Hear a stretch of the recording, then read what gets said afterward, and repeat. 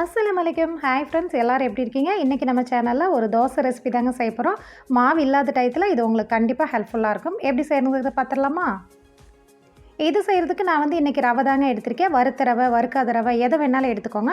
ஒரு 3/4 கப் போல், சின்ன கப்பில் 3/4 கப் அளவுக்கு எடுத்திருக்கேன். இதை ஒரு மிக்ஸி ஜாரில் சேர்த்துட்டு நல்லா பவுட்ரு பண்ணி எடுத்துகிட்டு வந்துடலாங்க.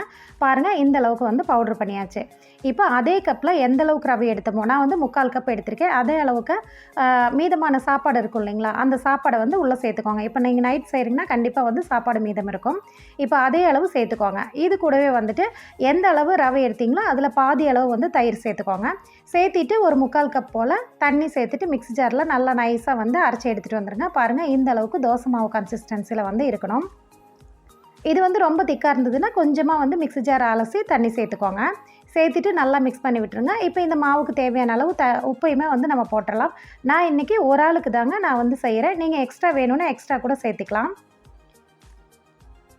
இப்போ ஃபைனலாக ஒரே ஒரு பிஞ்ச் மட்டும் சோடா உப்பு சேர்த்துக்கோங்க. சேர்த்துட்டு நல்லா மிக்ஸ் பண்ணி விட்டுருங்க. இப்போ ஒரு பேன் வச்சு நல்லா ஹீட் பண்ணிக்கலாம்.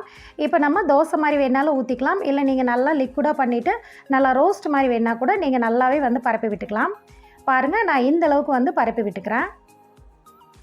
இது மேலே நீங்கள் நெய் ஆட் பண்ணிக்கலாம், இல்லை ஆயில் ஆட் பண்ணிக்கலாம். நீங்கள் எப்படி வேணாலும் சேர்த்துக்கலாம். டேஸ்ட் ரொம்பவே நல்லாயிருக்குங்க. நான் வந்து இன்றைக்கி ஆயில் தாங்க சேர்த்துருக்கேன். சேர்த்துட்டு பார்த்தீங்கன்னா கொஞ்சம் நேரத்துலேயே உங்களுக்கு மீடியம் ஃப்ளேமில் வச்சிங்கன்னா நல்லா வெந்து வந்துடும். இதை வந்து நீங்கள் திருப்பி போடணும் அப்படிங்கிற அவசியம் இல்லை.